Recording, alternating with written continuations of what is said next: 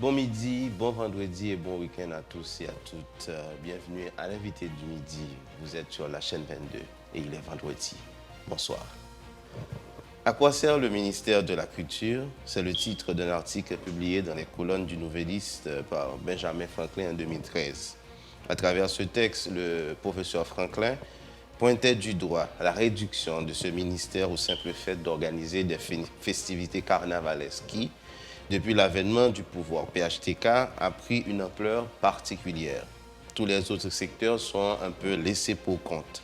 Sous le ministre Eddy Lubin, avec le leadership de Ronald Paul, une ébauche de ce qu'on pourrait appeler un document de politique culturelle pour la société a été réalisée. Qu'en est-il de ce document? Qu'est-ce qui a été fait depuis? À quand une politique culturelle pour Haïti? Le dernier ministre de la Culture en date avait promis lors de sa prise de fonction que l'action de son équipe visera la structuration réelle du secteur en permettant à Haïti d'expérimenter une autre approche de gouvernance sur la création artistique et littéraire, le patrimoine culturel, les industries culturelles et créatives. La communication seront donc au cœur du développement économique et social. Était-ce là de 20 mots ou encore le traditionnel discours de prise de fonction où il est coutume de faire des promesses en veux-tu, en voilà? Monsieur Bradel Henriquez est avec nous aujourd'hui sur le plateau de l'invité du midi pour répondre à toutes ces questions. Bonsoir Bradel et bienvenue à l'invité du midi. Bonsoir Samy Janvier, bonsoir à tous vos techniciens ici présents. Bon, parce que j'aime saluer les techniciens. Ce sont les oublieux. Les oublieux, c'est les coulisses d'un show qui n'aurait pas pu avoir lieu sans eux. C'est le réflexe du journaliste ou encore de l'ancien directeur de... Le réflexe du patron de télé. J'ai été pendant presque 10 ans. Oui. Et je sais qu'il n'y a pas de télévision, de show télévisé sans les coulisses, sans les techniciens. Ils sont nombreux, donc je les salue. Et puis je salue aussi les téléspectateurs qui vous regardent sur la chaîne 22 ou sur les réseaux sociaux. Je salue tout le staff de la Télé Caraïbe, de Radio Caraïbe. Je salue Patrick Boussignac, que je ne vois pas, je sais qu'il regarde. Et puis voilà, donc je suis là, je réponds avec plaisir à votre invitation. D'accord. Parce que le sujet qui a été annoncé, c'est mon dada, comme on dit, c'est ma passion. Et vous avez fait une introduction qui m'intéresse justement. Et c'est que j'ai toujours évité de me présenter comme un expert en politique culturelle. J'ai toujours évité, c'est pas un mot que j'aime, parce que il n'y a pas d'expert vraiment par ces temps qui courent, où les domaines sont fuyants, les domaines nous échappent. Chaque jour, il y a des progrès. Mais ce qui est sûr, c'est que j'ai eu la chance quand même, grâce au gouvernement haïtien, grâce à l'État français, qui m'a offert la possibilité d'une bourse d'études en France. Et cela après vos études à l'ENART? Après mes études à l'ENART et à l'université Jean-Price Mars, où j'ai fait aussi l'histoire de l'art et l'esthétique, la philosophie de l'histoire de l'art et l'esthétique. Donc je suis parti et j'ai eu une chance inouïe, énorme, d'étudier sans payer pas un sou. Et nous sommes dans un domaine extraordinaire qui s'appelle la politique culturelle, c'est de ça qu'il s'agit, nous allons en parler. Et donc en France, la vision de la politique culturelle est extraordinairement bien reçue, de sorte que à l'époque, entre 97 et 98, où il y avait encore une politique culturelle française agressive à l'étranger, donc on formait aussi des experts pour leur propre pays, et soit en Afrique, soit en Haïti. Et j'ai eu la chance ainsi d'être parmi 20 pays retenus, le seul haïtien en 97, avec 20 pays, la Roumanie, la Bulgarie, le Maroc, je ne vais pas les citer tous, des pays d'Amérique latine, il n'y avait pas de pays, et nos voisins de la République dominicaine n'étaient pas là, mais il y avait surtout des pays d'Europe de l'Est, des pays le Sri Lanka, etc., etc. Donc ça faisait 20 pays, ça fait 20 pays avec lesquels j'ai pu travailler. Ce qui est intéressant, c'est que la formation elle-même que j'ai reçue et qui a été donnée à au moins 3 de chez nous. 3 Haïtiens de chez nous. C'est une formation qui se fait de plus en plus rare. C'est une formation qui se fait de plus en plus rare. On a eu, je peux vous citer au moins 3 noms que je connais qui ont ce niveau d'expertise. C'est Willem Sédouard, qui est parti malheureusement et qui a fait sa spécialisation dans le domaine du droit d'auteur. Avec qui j'ai eu la chance de travailler au Presse nationale d'Haïti. Voilà, et qui a travaillé avec moi aussi au ministère de la Culture. Et parce qu'il est arrivé au ministère de la Culture légèrement avant mon départ en France, c'était vers 1997. Et puis Ronald Sepol, que vous avez mentionné, qui a lui-même fait sa spécialisation dans le domaine du développement culturel. Moi-même, j'ai fait ma spécialisation dans le domaine du spectacle vivant.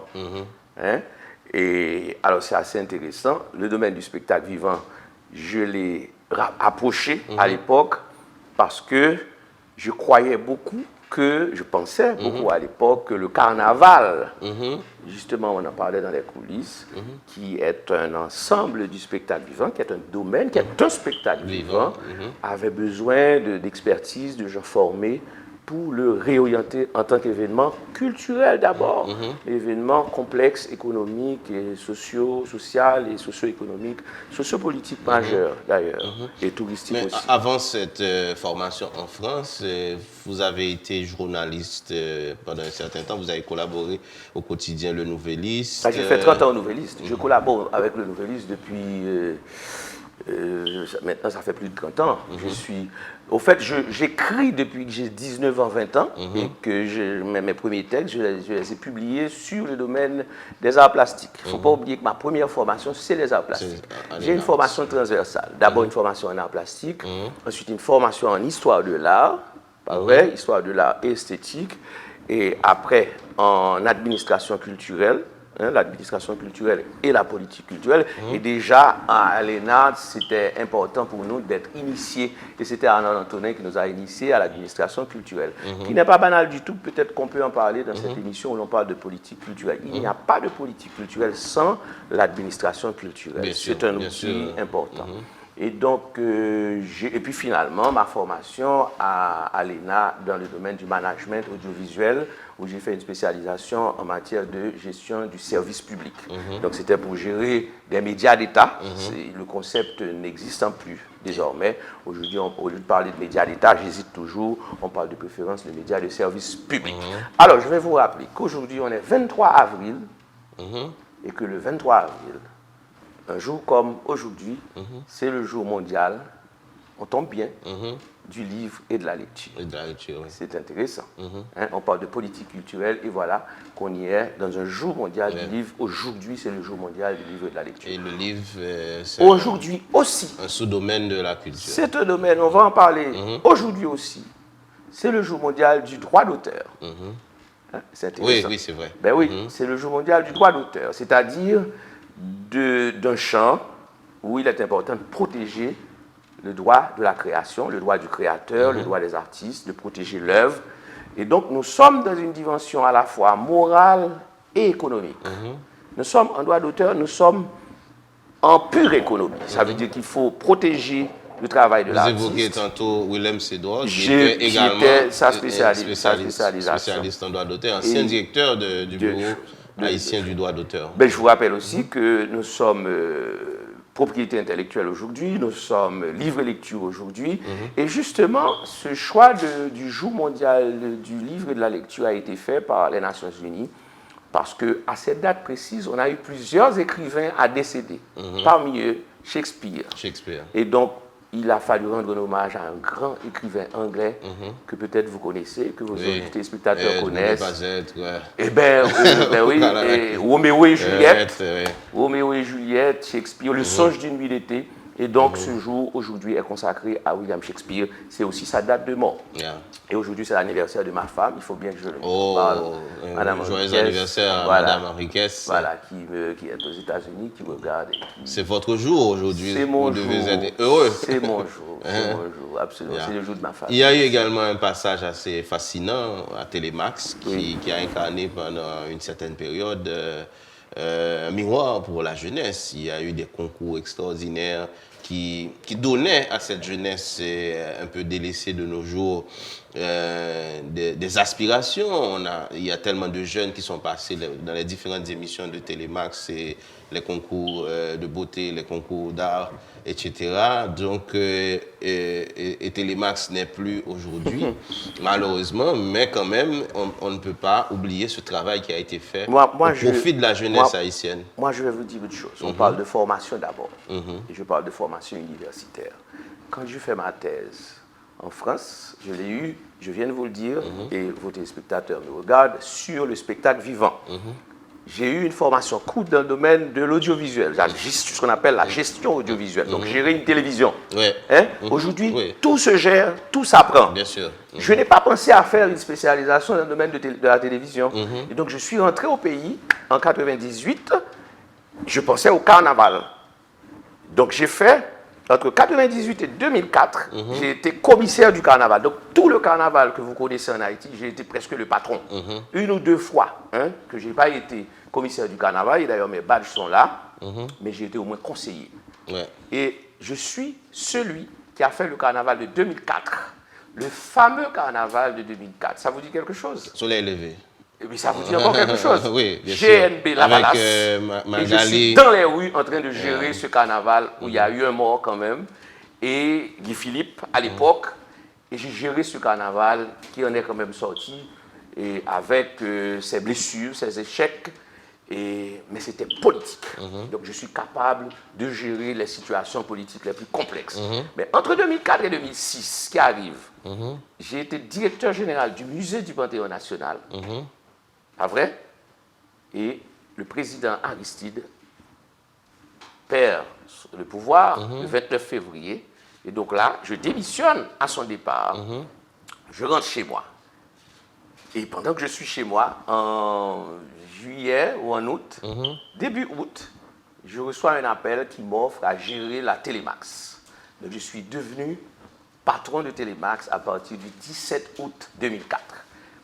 Je n'avais pas comment dire, j'adore être formé pour gérer. Donc je n'avais pas fait de thèse sur la gestion audiovisuelle, mais je savais ce que c'était. Je suis entré et j'ai commencé à gérer Télémax. Et bien Télémax, ce que vous citez là, je peux dire que c'est ma vie. C'est ma vie. C'est toute ma vie. Vous en êtes fier. Je suis fier. Je suis fier d'entrer dans une télévision à l'époque où je n'étais même pas reçu par une secrétaire. Par exemple, j'arrive ici à la Télé Caraïbe, je suis reçu. Il y a un personnel, il y a une organisation, il y a un regard. Mais à l'époque, j'arrive à Télémax, il n'y avait personne pour me recevoir. Je suis entré, j'ai pris contrôle, j'ai pris charge, j'ai pris fonction, et j'ai eu... Je vais vous dire ici solennellement, pour ceux qui ne le savent pas, que je suis arrivé à Télémax avec un salaire de 15 000 gourdes. En 2004. En 2004. 15 000 gourdes. Je suis directeur avec un salaire de 15 000 gourdes. Et ma femme, qui fête aujourd'hui son anniversaire, elle m'avait dit à l'époque, pas question que cet argent rentre à la maison. Et j'ai foncé tout seul. Parce que c'était un défi. Je ne suis pas un homme d'argent, je suis un homme de défi. Et ce défi, je l'ai relevé. À un moment donné, la télévision est devenue une référence. C'était une phare. Et j'ai eu, avant de sortir, en 2 ans, je suis passé d'un salaire de 1500 gourdes, de 15 000 gourdes, pardon, à un salaire de $2000 américains pour l'époque qui était énorme. Oui. Et ça, j'ai eu pendant les 6 derniers mois. Tellement le travail qui a été fait a été apprécié. C'est pour comprendre un peu le progrès que cette télévision a eu, au point de vue déjà du salaire, au point de vue économique. Je ne vous parle pas du point de vue de la production et de sa retransmission. Ce que nous avons été, justement pour les jeunes, ce que nous avons été, et qu'on ne le dit pas assez souvent, pour le secteur artistique, toute la promotion que nous avons faite pour ce secteur. Aujourd'hui, le matin, il y a parlé de Barricade Crew, il y a parlé de Rock Femmes. Ce sont mes enfants. Mes enfants. Et je les vois entrer à Télémax. et je les accueille à Télémax. Lorsque je dis à parler de Don Cato, vous connaissez qu'est-ce que Don Cato a? Oui. Artista? Le sénateur ou l'artiste? À chercher dans Télémax. Ok, et il nous pas dit. Il a parlé de conseil d'artistes. Je me souviens du groupe Alaye and the Foxes à l'époque. Karimi. Tous ces artistes sont de jeunes que je vois qui prennent naissance. Mais c'est un peu le travail que vous faites à Télé-Caraïbes. C'est à peu près la même chose. Mon paquet, parce que Juanito, c'est un enfant pour moi. C'est mon fils. Tu vois? Alors, ce qui est intéressant, les ministres que nous sommes, aujourd'hui que nous sommes devenus, je ne suis pas né ministre. Oui, bien sûr. J'ai d'abord étudié pour devenir ministre. Donc, on nous met dit sauve-les. Oui. Je pense que je suis fier et formé pour être à ce poste. Et je resterai fier en laissant ce poste. Oui. Avec la seule différence. Non, vous avez quand même un bel parcours de Télémax dans le domaine de la culture au ministère de la Culture. Parfois, j'ai envie de faire plus que ça. Télémax a été 2 ans intense. Yeah. La TNH, 7 ans. Mais aussi intense, aussi complexe. Il ne faut jamais oublier qu'il y a une grosse différence. Nous allons parler de politique culturelle dans un instant. Laissez-moi, on ne peut pas faire cette émission, on est quand même à l'invité du midi et on parle d'actualité également. On ne peut pas faire cette émission sans passer sous silence. Il y a plusieurs comment dire, les gens sur les réseaux sociaux qui m'ont écrit pour me donner des questions pour vous, monsieur le ministre. Il y a par exemple votre récente déclaration à une télévision sœur où vous avez dit par exemple que certains groupes de gangs, puisque on en est à l'heure, il faut en parler, et ont été maîtrisés par le gouvernement. Et aujourd'hui, on voit que ces mêmes groupes-là sont encore en train de semer le deuil et en train de faire pleurer les familles haïtiennes. Et laissez-moi vous répondre à cette question. Moi, je vois les gens sur les réseaux sociaux et ils me voient aussi. Vous discutez avec eux aussi? Ah non, je suis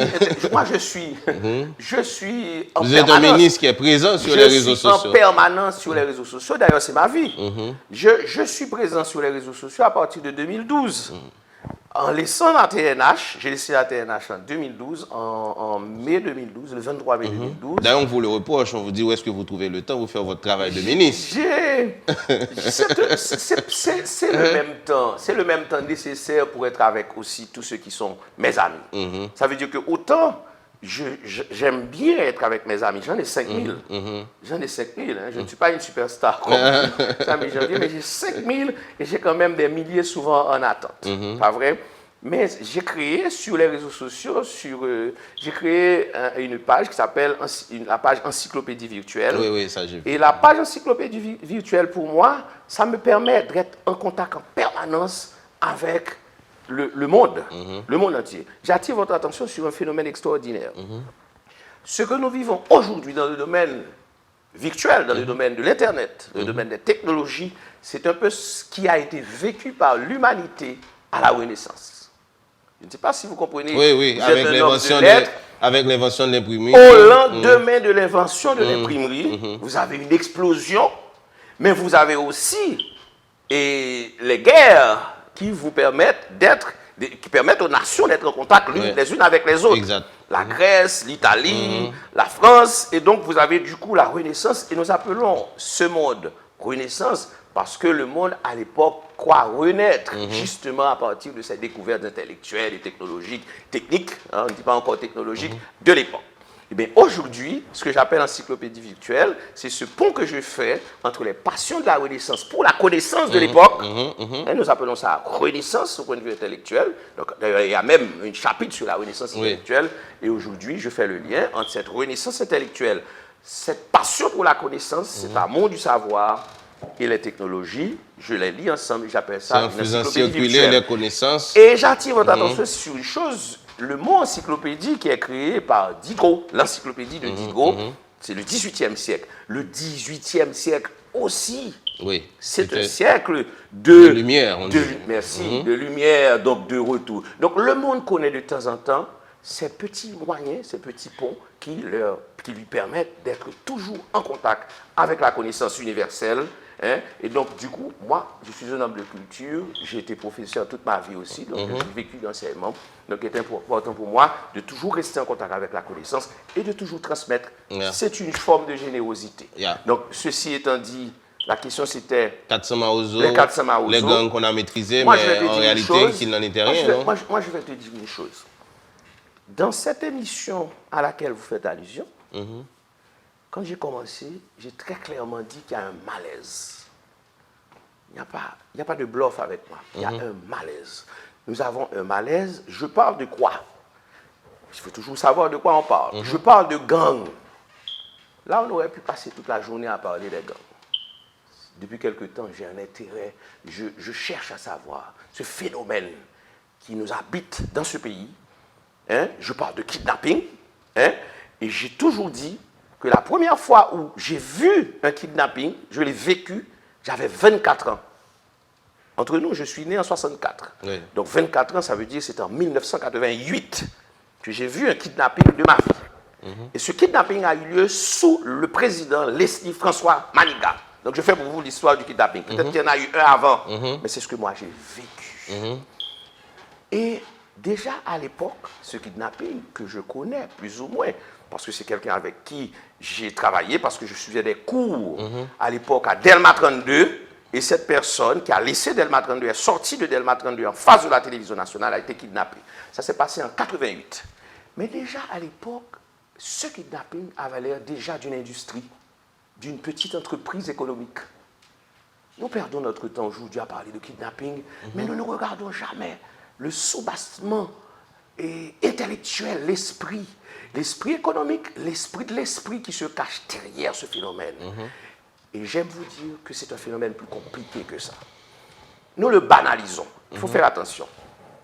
Et moi, je suis à peu près sûr que nos autorités, et là, je suis un ministre, je parle en tant que ministre, à un moment donné, ils ont vu le phénomène et puis ils croient encore que c'est un phénomène simplement criminel.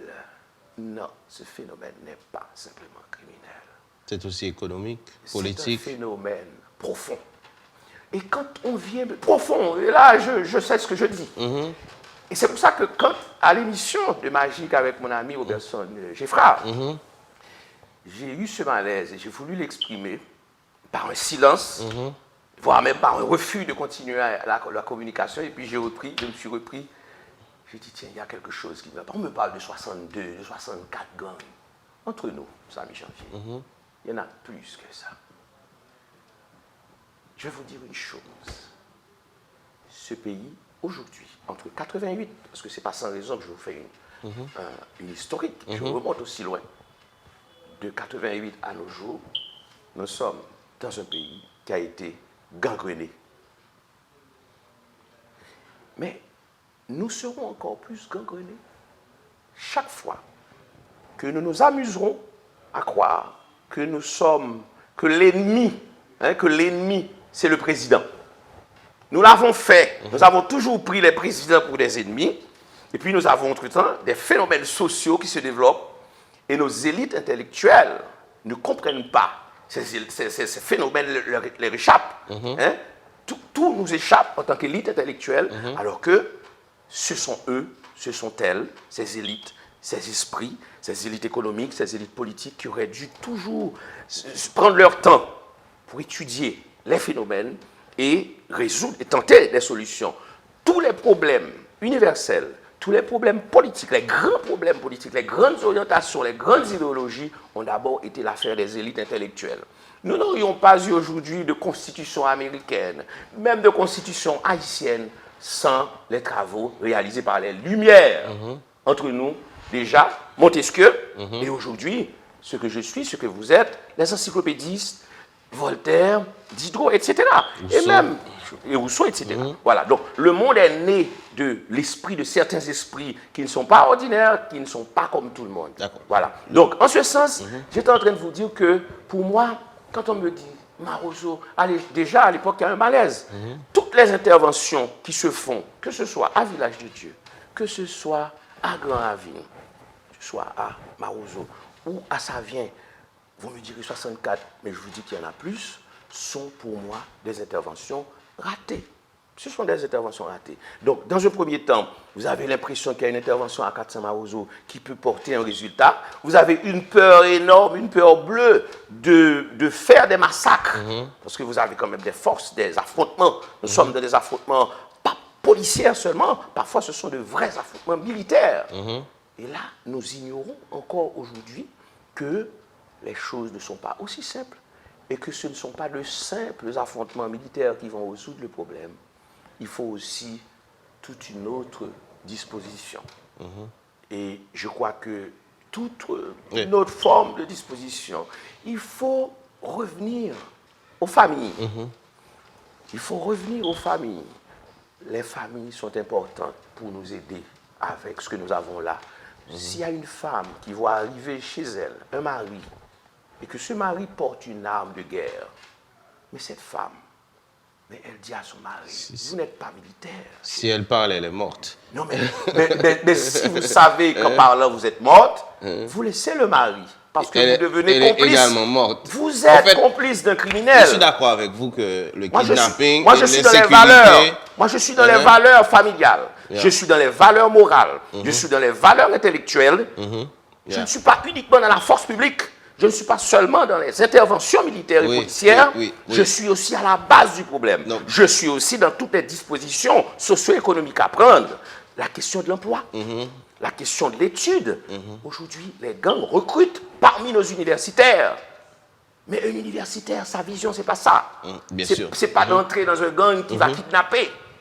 Donc nous sommes en train de banaliser un phénomène qui est plus compliqué que ça. Je suis d'accord avec toi que c'est un phénomène complexe. On ne fait que se référer au chef de l'État, mais le chef de l'État, il partira.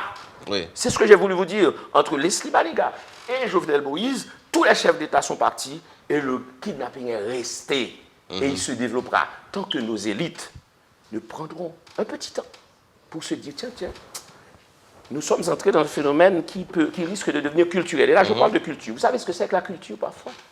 Non. Eh bien, c'est ce qui reste après avoir tout oublié. Merci pour cette définition. Oui. Eh bien, je vais partir justement de cette définition. On a grandi sans kidnapping. Il est entré dans nos mœurs, lentement, vers les années 88, à ma connaissance, peut-être un peu avant, mais je vous parle de moi. Et puis, il s'est développé. Aujourd'hui, il est devenu presque national. Métropolitain d'abord. L'ère métropolitaine est catastrophée. Presque tous les quartiers ont leur gang. Vous savez ce que je ne voudrais pas, c'est de m'éterniser sur kidnapping alors qu'on est venu ici pour parler de politique culturelle. Je vais boucler la boucle pour vous dire que moi, ma peur est que ce phénomène n'entre dans notre culture et ne reste et ne s'installe. C'est ça mon inquiétude. Ok, voilà, c'était vraiment un passage obligé de vous poser cette question, mais on sait que c'est un phénomène assez complexe et qu'il faudrait une grande réflexion au niveau étatique, au niveau de la société pour aborder au niveau des élites et comment résoudre ce problème. Nous étions venus parler de politique culturelle, on va en parler. Je sais que sous le ministre Eddy Lubin, il y a eu une ébauche d'un document de politique culturelle. Ronald Paul, dont on citait le nom tout à l'heure, avait le leadership de cette activité. Et aujourd'hui, vous êtes ministre et en prenant fonction, vous avez dit que vous allez redynamiser le secteur en donnant un coup de pouce aux activités artistiques et littéraires, aux industries culturelles et créatives, etc. Et également à la communication. Depuis votre prise de fonction à aujourd'hui, qu'est-ce qui a été fait en ce sens? Qu'est-ce qu'une politique culturelle? C'est une question. C'est une question. Et il ne faut pas oublier que pour avoir été professeur, on n'entre pas dans un sujet sans savoir ce que c'est. C'est ce qu'on appelle une définition de concept. La politique culturelle, c'est un geste politique et administratif posé dans le domaine de la culture. C'est un acte. C'est d'abord un acte. Pas vrai? La politique culturelle, il y a mille manières de définir la politique culturelle. C'est aussi un document. Je pense que votre question se réfère à ce document. Donc la politique culturelle, c'est un document de politique culturelle et qui définit les grandes orientations, les priorités, les ressources, etc. Pas vrai?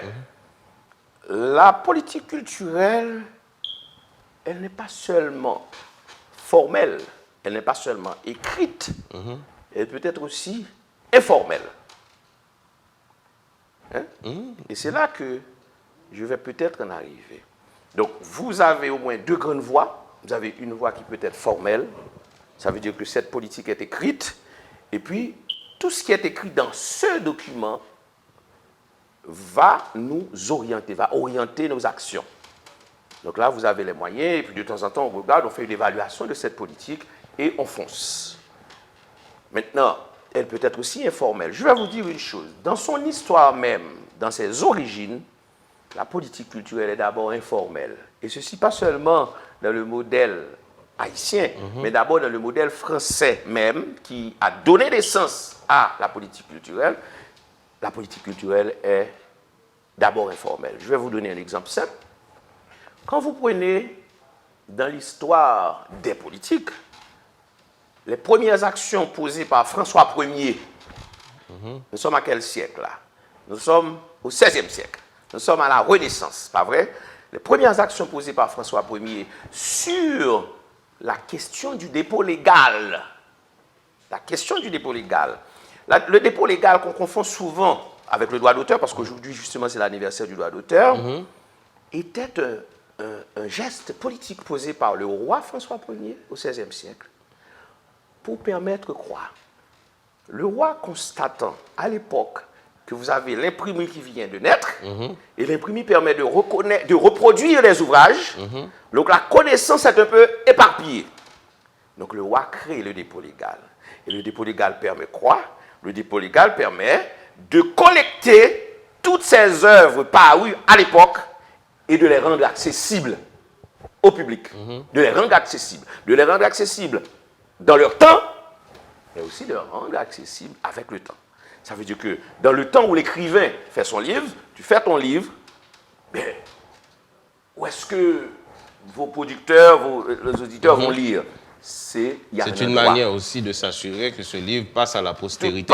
Merci. Donc le livre, d'abord, est accessible pour le temps, et le livre passe à la postérité. Nous avons le dépôt légal à la Bibliothèque nationale, qui est une manière de stockage de toutes les publications de l'époque, et ce lieu de stockage est destiné aux jeunes, aux universitaires, aux chercheurs. C'était déjà un geste politique.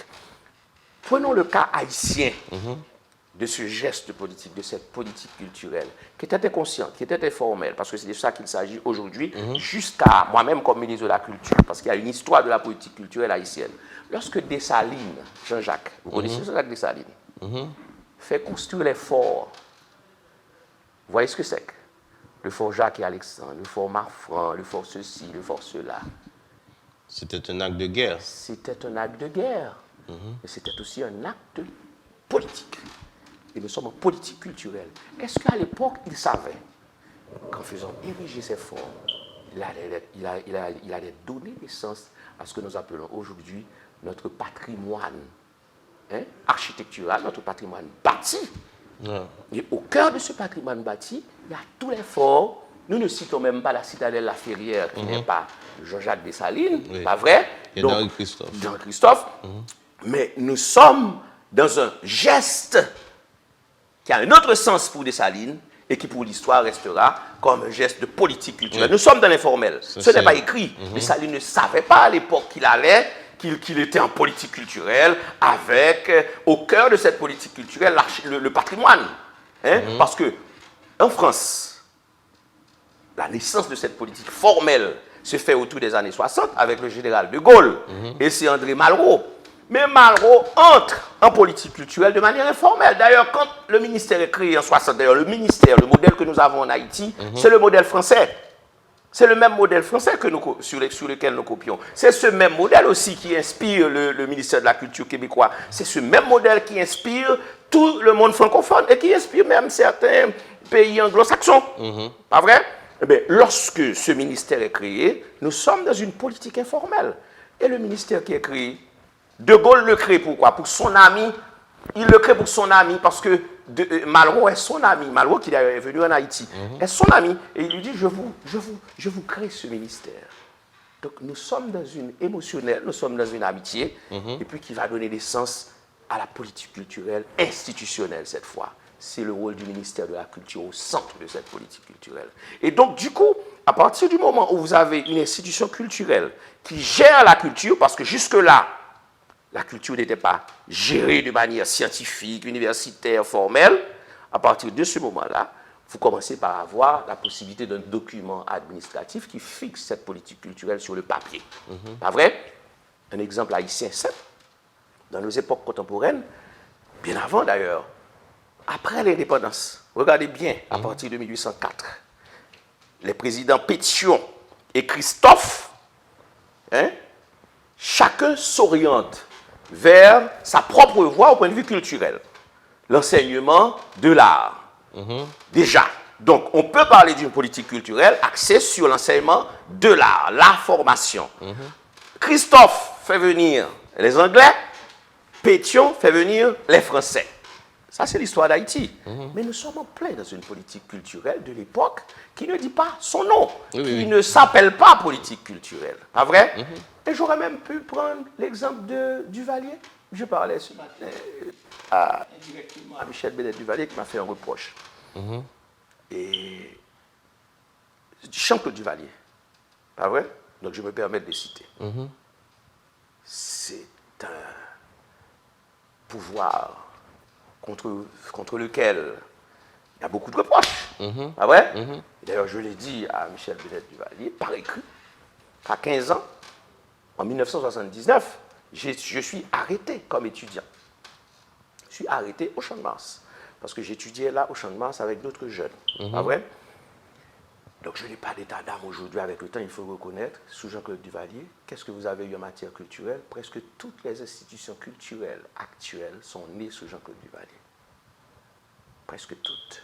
L'École nationale des arts qui m'a formé, les archives nationales, la deuxième version, celle qui est conçue au niveau du bicentenaire, le musée du Panthéon national, qui inclut d'ailleurs le retour des restes de Toussaint Louverture, dans le domaine du patrimoine, une politique patrimoniale très agressive, l'ISPAN, et différents experts autour, pas vrai? Une production, pas vrai?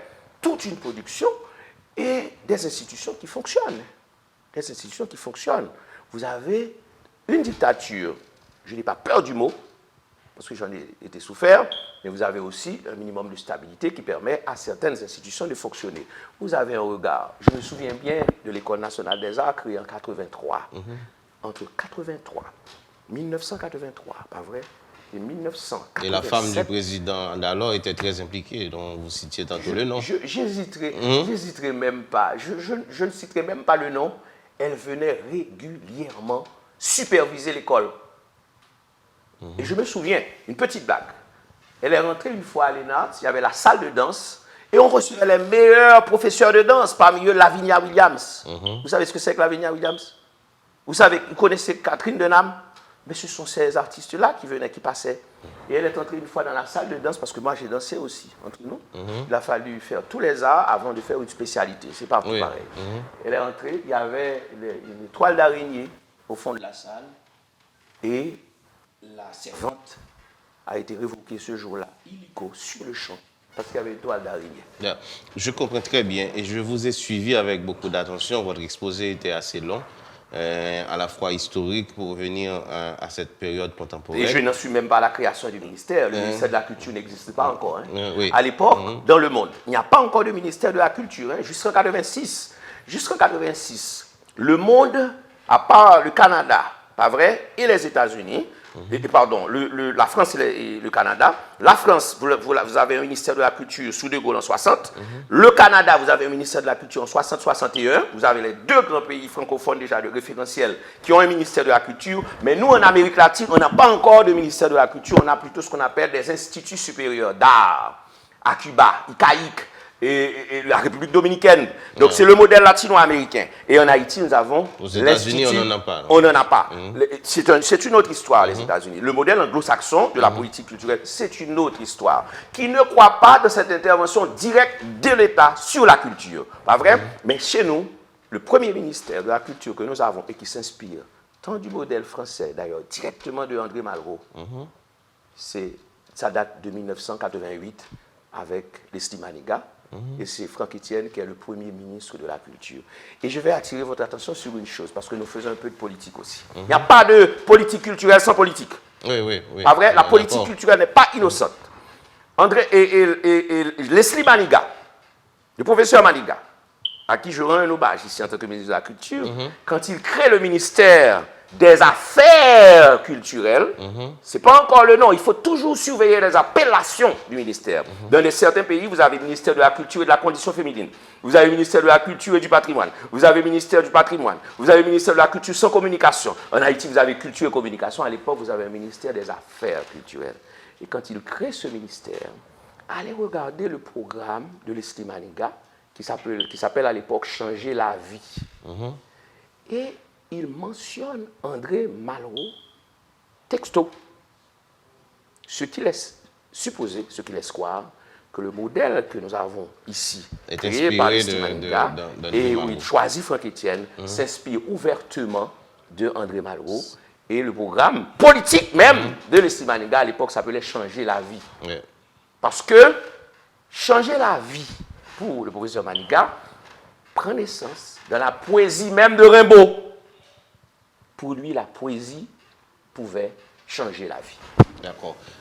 Justement, vous avez fait un très long exposé sur ce que c'est que la politique culturelle. On a compris que, et je vous le concède, la politique culturelle se fait d'abord dans la réalité avant d'être...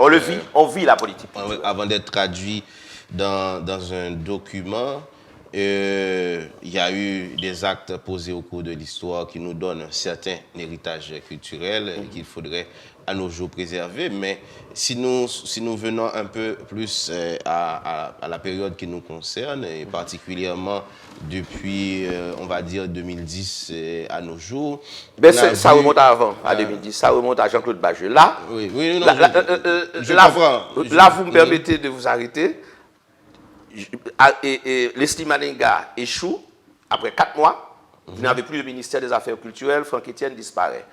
Le président Aristide part en exil en 91 et il revient 3 ans plus tard, en 94. En octobre 94, il crée de nouveaux ministères. Parmi eux, le ministère du Tourisme, le ministère de l'Environnement, le ministère de la Condition féminine, le ministère de la Culture. Et donc, le vrai ministère de la Culture date de 1994 avec ce que nous appelons le retour à la démocratie de Jean-Bertrand Aristide. Et le premier ministre, cette fois, c'est Jean-Claude Bajeux. Donc là, on peut y aller parce que c'est mon champ, c'est ce qu'on appelle le ministère contemporain, c'est notre époque, c'est le mien. Ouais. Moi, je prenais cette période à partir de 2010, c'était pour circonscrire le débat et regarder qu'est-ce qui a été fait depuis, au moins pendant une décennie, et particulièrement voir quel est le résultat de ce nouveau régime qu'est le régime PHTK, et où ce ministère a été tour à tour ministère de la Culture, séparé du ministère de l'Éducation, a été ministère de la Culture et des Industries créatives. Pendant un certain temps, on a l'impression que ce ministère a été aussi vu comme un sous-ministère du tourisme, puisque on voulait mélanger tourisme et culture en même temps. Et en matière de politique, c'est-à-dire en matière d'orientation, de pensée, qu'est-ce qui a été fait pour le pays en matière de politique culturelle depuis au moins cette décennie? Je vais préciser pour vous. L'unique fois où ce ministère relève de l'éducation nationale, ça date de 2004. C'était après la chute d'Aristide. Aristide n'est plus président. Vous avez Boniface Alexandre qui arrive avec le Premier ministre Gérard Latortue. Le ministère cesse à l'époque d'être un ministère pendant un petit temps, très court, pour devenir une secrétairie d'État rattachée au ministère de l'Éducation nationale. Et la secrétaire d'État à l'époque s'appelle Magali Denis. Pas vrai? Tout de suite après, comme par miracle, ce bureau du secrétaire d'État tel que nous l'avons en communication maintenant, qui relève de la culture aujourd'hui, mais à l'époque, qui relevait de l'éducation nationale. Et le ministre à l'époque s'appelait Pierre Buteau. Donc, Pierre Buteau est ministre de l'Éducation nationale et de la culture. Et Magali Denis est secrétaire d'État à la culture relevant de l'éducation nationale. C'est l'unique fois que ça a eu lieu et ça n'a pas duré longtemps. Donc, c'est un peu la précision que je voulais faire pour vous. L'autre, ce que moi je peux constater et qui est écrit dans mon livre Déclin de la culture haïtienne, on a eu le président sous lequel on a eu le plus de mobilité, voire même d'instabilité du ministère de la Culture, c'était avec le président Martelly. Et c'est à ça que peut-être vous faites allusion quand vous parlez des liens, des croisements avec d'autres secteurs, notamment le ministère du Tourisme. Et on a eu tantôt un ministère de la Culture, tantôt un ministère de la Communication, tantôt un mélange, tantôt effectivement une possibilité de croisement selon les influences politiques du moment. Mais ça n'en est pas moins vrai qu'entre le président Martelly et le président Jovenel, d'ailleurs, il y a une certaine unité d'action en matière de politique culturelle entre les deux.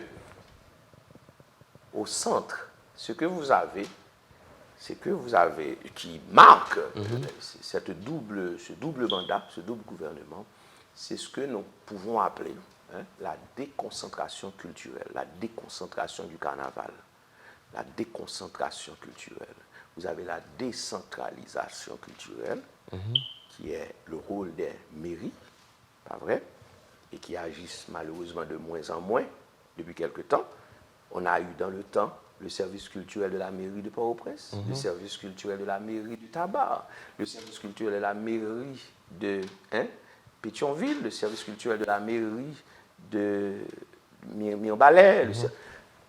Et donc, nous avons perdu, malheureusement, ce sens de la décentralisation culturelle qui existait jusqu'à un certain temps. Avec le président Martelly et le président Jovenel, nous sommes entrés dans une ère de déconcentration culturelle, c'est-à-dire de déloger l'activité culturelle carnavalesque qu'il ne faut jamais prendre à la légère et de la placer en province. Ça, c'est une politique aussi importante, dans le sens où, vous avez un regard qui est porté sur la province, pas vrai? Vous avez une ouverture qui est portée sur la province. Nous négligeons de plus en plus la province et nous commettons beaucoup d'erreurs en le faisant ainsi, en agissant ainsi. Pas vrai? Quand vous déplacez un événement culturel comme le carnaval vers les Cayes, vers Port-de-Paix, vers le Cap, vers Gonaïves, c'est vrai qu'il n'y a pas assez de réflexion consciente sur le phénomène. Mais c'est extrêmement important pour l'économie de ces régions, pour dynamiser ces régions et aussi pour la valorisation artistique de ces régions. On en dit pas mal de choses, Monsieur le ministre, sur cette histoire d'économie pour ces régions, parce qu'on dénonce souvent et on l'entend dans les médias que en réalité, il y a très peu qui reste au niveau économique pour ces régions, puisqu'il y a tout un capital qui se déplace de Port-au-Prince vers ces régions-là. Et puis, il y a aussi cette oligarchie locale qui est tout aussi rapace, qui accapare tout. Donc, qu'au final, le résultat... Mais cette oligarchie locale, elle est partout. Cette oligarchie, on la retrouve à Port-au-Prince. Donc oui, je suis d'accord. Donc au fait, la population n'en bénéficie pas grand-chose, même si on peut reconnaître que certains petits marchands, petites marchandes peuvent multiplier leurs ventes pendant les jours gras et peut-être les jours avant et après. Mais au fait, cette économie-là, on voit ces villes, on voit ces zones-là redevenir dans leur état initial quelques jours après le carnaval. Et qu'en réalité, même si vous dites qu'il y a très peu de réflexion aussi sur la question, il faudrait peut-être qu'on pense à, serait peut-être un élément de cette politique culturelle à venir, qu'on pense à décentraliser certains événements culturels et regarder véritablement comment faire bénéficier les populations et les plus vulnérables de ces zones. Je vais réagir à cette question, à ce commentaire. En 2012, en février 2012, j'étais au CAI. J'ai vu le carnaval de Port-au-Prince converger vers les cailles. C'était pratiquement 1,5 million, 2 millions de personnes. Et je me suis dit à ce moment-là, si les gens des cailles savaient, ils auraient dû tout faire pour garder le carnaval. Pas vrai? Parce que vous avez, pas seulement pendant les jours gras, mais vous avez un regard qui est porté sur le sud, sur le Grand Sud. Comparons les cailles avec Jacmel. Comparons. Qu'est-ce que vous remarquez?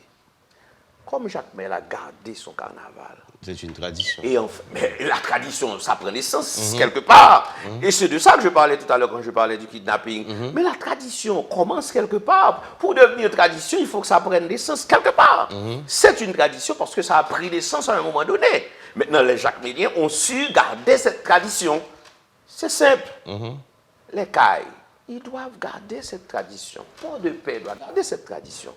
Et gardant cette tradition, nous devons avoir à l'œil en permanence qu'il faut des réflexions pour améliorer aussi cette tradition. Oui, non, mais je suis d'accord avec vous.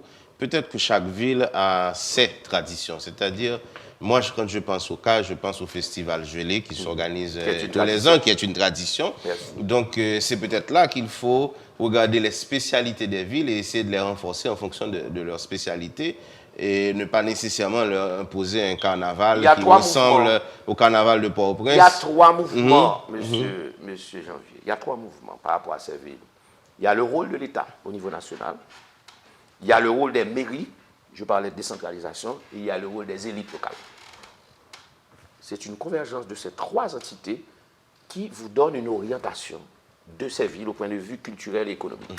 En 10 ans, et dit-on, ça aussi c'était l'une des remarques que l'on m'a faites, le gouvernement, en fait, les 2 gouvernements PHTK n'ont fait qu'organiser des carnavals. Les 2 gouvernements PHTK en matière de culture, bien entendu. N'ont pas fait qu'organiser le carnaval. Les 2 gouvernements ont malheureusement été pris dans ce piège de l'instabilité sociopolitique. Et donc se sont retrouvés à changer des ministres. Par exemple, si vous prenez le gouvernement de Martelly, on a eu en 5 ans pratiquement 6 ministres, 5 à 6 ministres, donc même pas 1 an. C'est un ministère qui a été souvent offert en cadeau. C'est un ministère, tous les ministères sont offerts en cadeau entre vous et moi. C'est un ministre qui le dit. Non, mais écoute, quand vous aviez le Parlement à l'époque, oui. Mais comment fonctionner sans ce Parlement où les députés, chaque député veut un ministère, chaque sénateur veut un ministère, mais c'est logique. Maintenant, à un moment donné, voilà un phénomène qui doit changer. D'accord? Maintenant, il y a autre chose, c'est que vous, par exemple, nous, quand on est arrivé avec le ministre de la Culture, Jean-Michel Lapin, parce qu'il ne faut pas oublier que Jean-Michel Lapin, qui est devenu Premier ministre par la suite, c'est un ancien fonctionnaire du secteur, c'est un fonctionnaire du secteur. De la Bibliothèque nationale. Du secteur culturel en général. Il a été l'administrateur du ministère pendant près de 15 ans. Donc pas seulement de la Bibliothèque nationale, mais du ministère de la Culture, qui est l'organe transversal du secteur culturel. Donc il connaît plus ou moins les acteurs, il connaît les domaines, il connaît les champs. Je vais vous dire, l'une des passions de Jean-Michel Lapin, et qui est aussi la mienne, c'est comment sortir de l'événementiel pour asseoir ce ministère. Et c'est peut-être là que nous allons parler de politique culturelle me concernant moi, c'est l'institutionnel. C'est pas seulement...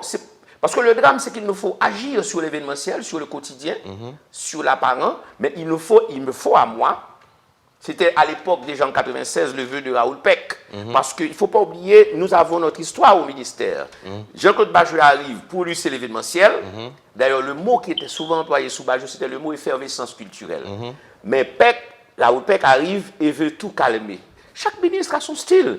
Et voulant tout calmer... Il a été extrêmement mécontent. Il en a même fait un livre. Tout à fait. Un livre que je n'aime pas, entre vous et moi.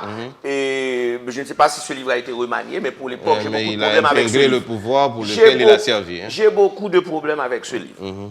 Et là, c'est en tant que critique littéraire que je crois que c'était au bout...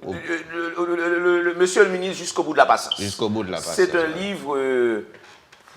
Je ne veux pas parler du livre bon, pour okay, qu'on n'ait pas l'impression que je parle d'un ministre comme moi, mais je parle en tant que critique littéraire. Il ne faut pas oublier que c'est ma formation de base, la critique littéraire et la critique d'art.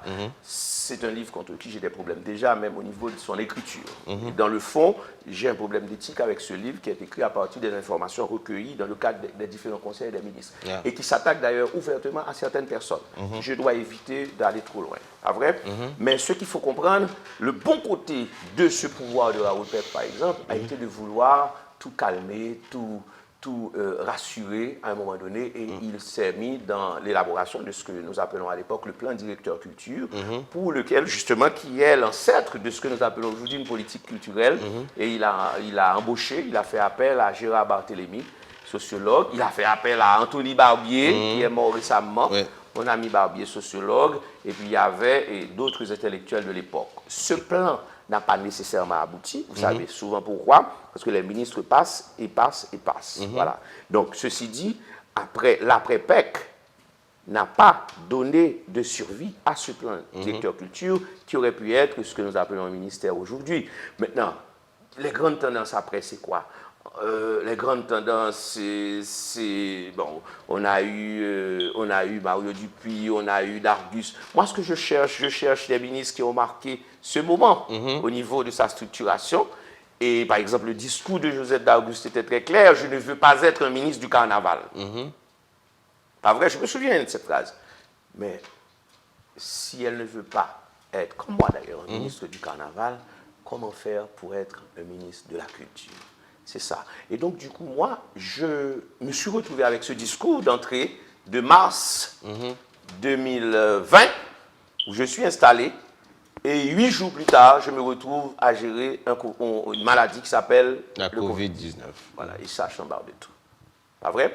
Et donc, au lieu d'avoir une politique culturelle, je me retrouve dans une politique de communication qui accompagne le gouvernement et ce combat contre la maladie. Une bonne période à consacrer à la communication essentiellement. Nous avons créé le CIPC, le Centre d'information permanent sur la maladie, parce que la santé pour nous était fondamentale. Donc ce peuple doit d'abord être guéri, se guérir d'abord avant de parler de culture. Même si la Covid a quand même paralysé les activités de foule qui sont principalement les activités de culture, les spectacles. La COVID, mais on n'a pas vu l'État prendre en compte ces acteurs-là. Je pense aux comédiens, je pense aux acteurs. C'est un débat très compliqué. Et ils ont dû payer cher pendant la Covid. C'est un débat très compliqué, prendre en compte les acteurs. Le ministère, de toute façon, à un moment donné, on a changé de tactique. Et on a fait ce lien justement entre le virtuel, tout virtuel, et les spectacles. Donc nous avons supporté presque tous les grands spectacles que vous avez vus. Et c'était notre manière de supporter les artistes que vous avez vus pendant la maladie de la Covid. Donc c'est en même temps faire ce lien politique entre la culture, la communication, donc la production du spectacle, supporter les artistes, mais offrir aussi des programmes de loisirs aux réseaux sociaux, qui parfois likaient à 1 million et pic de personnes, de gens qui suivaient un événement culturel que nous, on soutenait. Pas vrai, parce que le ministère, lui, ne s'est pas amusé à produire, le ministère a supporté toute la production de l'époque. Donc, une politique de communication contre la maladie, donc sur l'action gouvernementale et sur la société, une politique de communication sur la culture, donc de mise en relation de la culture et au niveau virtuel, de la production virtuelle, et puis à un moment donné aussi, nous sommes en contact, et c'est là qu'on en arrive sur ce document virtuel avec l'OIF, avec lequel nous avons eu un rapport qui nous permet de... On a fait un appel à proposition que nous avons gagné, et cet appel à proposition, justement, à travers cet appel que Haïti a gagné contre beaucoup d'autres pays, nous aura permis d'être en permanence avec l'OIF qui doit nous aider à mettre au point plusieurs actions, notamment un document de politique culturelle qui sera fait, qui devra être fait à partir de ce qui est produit, qu'on a retrouvé au ministère, qui a été amélioré, pas vrai, et aussi qui sera orienté vers une redynamisation des industries culturelles, qui est un bras économique important pour la culture. D'accord, merci Monsieur le Ministre. Il est déjà 1h, on devrait déjà mettre fin à cette émission, donc je vous remercie d'être venu sur ce plateau. Donc rapidement, un dernier mot. Oui, le dernier mot c'est merci. Donc le premier c'est merci pour moi, le dernier c'est merci. Et moi je dirais que Il n'y a pas de politique culturelle sans politique. Donc, vous avez vu, notre politique culturelle souvent emprunte aux instabilités politiques. Donc, nous souhaitons qu'il y ait dans ce pays un moment où, finalement, la politique se stabilise pour que la politique culturelle, elle aussi, s'oriente. Pas vrai? Et puis, le dernier mot aussi, c'est que, comme on parlait de kidnapping, on parlait d'insécurité quelque part et des gangs, il est important que la population sache que ce gouvernement se penche régulièrement sur cette situation et devra tôt ou tard trouver la solution qu'il faut pour nous permettre tous de vivre différemment qu'on ne vit pas aujourd'hui. On a besoin de loisirs, on a besoin de culture, mais on a besoin d'abord de sécurité et la responsabilité principale de ce gouvernement est de vous donner cette sécurité pour laquelle on travaille. D'accord, et merci d'être venu, mesdames, messieurs. Ici prend fin l'émission L'invité du midi. On vient de recevoir pour vous le ministre de la Culture et de la Communication, M. Pradel Henriques. On se donne rendez-vous à lundi. Je vous souhaite déjà un bon week-end. Bye bye. Au revoir.